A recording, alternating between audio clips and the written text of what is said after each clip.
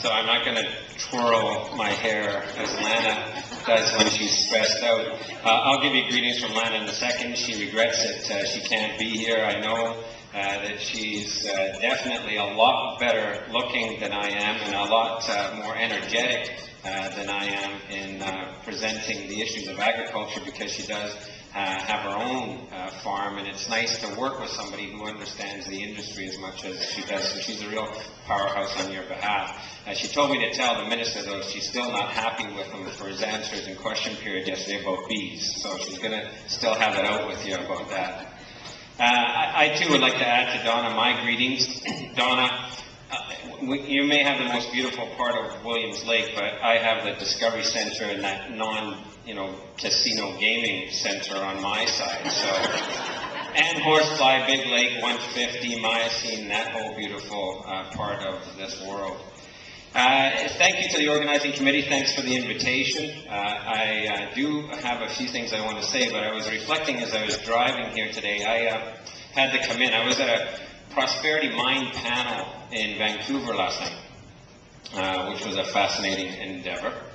And as I was sitting in that panel, I became really agitated, and we were talking about it at the back, because there is a fundamental disconnect just now between the way people live and the collapse of the urban centers and their understanding of how the world really works. We had people standing at the panel talking about ecological economics, and people were applauding catchphrases and applauding, statements about how bad we all are up here because we're resource extractors. And I got up to the mic and I said, what do you think you're sitting on? Those chairs you're sitting on are made of stuff that comes from the earth. How do you think you eat?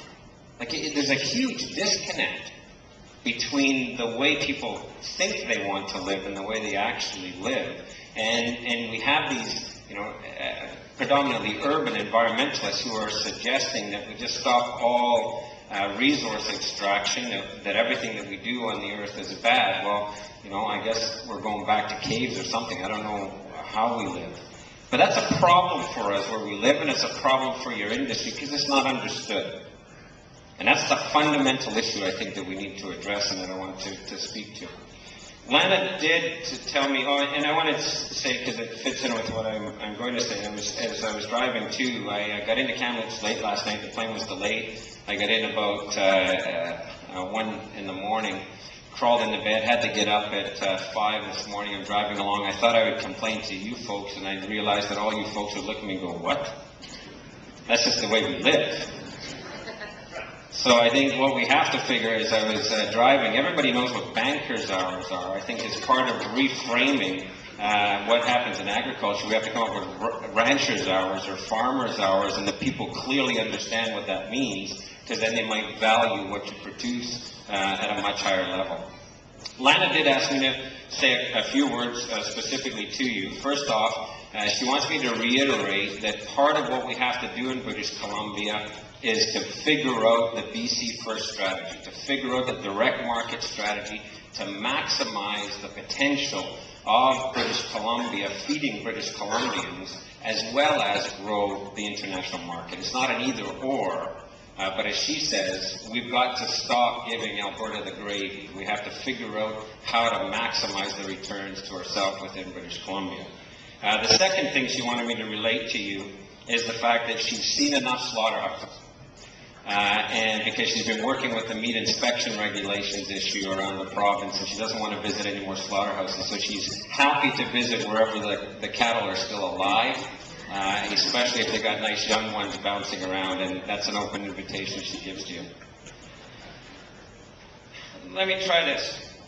BSE and various diseases, drought, and the issue of water licensing, what's happening with water around the province, invasive plants, the Mount Pine Beetle epidemic, and all of the other pests and diseases that are out on our land base, forestry and mining activities on your land base, and the rights issue of who has rights over what, First Nations and the territorial claims, the lack of closure on the First Nations rights and accommodation issues, the new meat regulations, and that kind of botched world that we're living in there, where it's an incomplete change.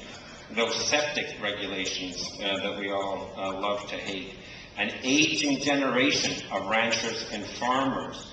The whole ALR issue and the trap that it creates for many people when they can no longer work their land, but then start to pay development taxes if they don't make farm income.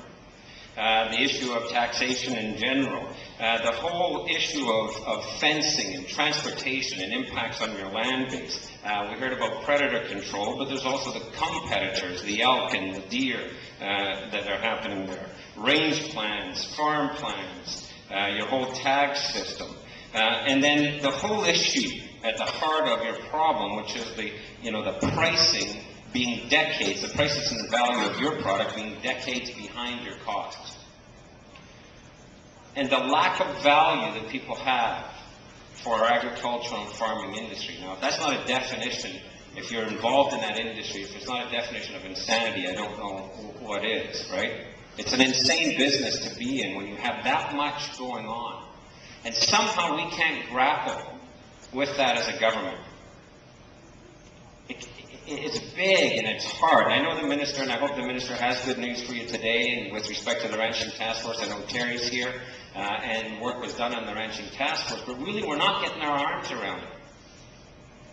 And I guess what I would say to you is part of the problem that I find 5 years in this political game is politics sucks big time. It's just wrong. Politics is not supposed to be about electioneering. It's supposed to be about governance. And that's the fundamental problem we have, is it's not about governance. Day after day, it's about fighting the next election.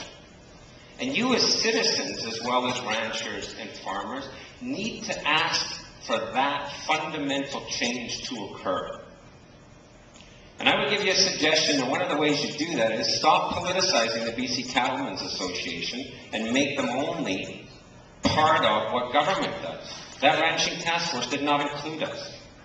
When it doesn't include us, we're not informed. When we're not informed, we're forced to go into the House and ask the other questions that are not being asked at the time that that task force is unfolding.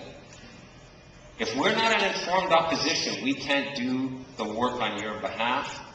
We can't hold the government to account, but we also can't go into the minister's office in an informed fashion and ask for the changes that you need.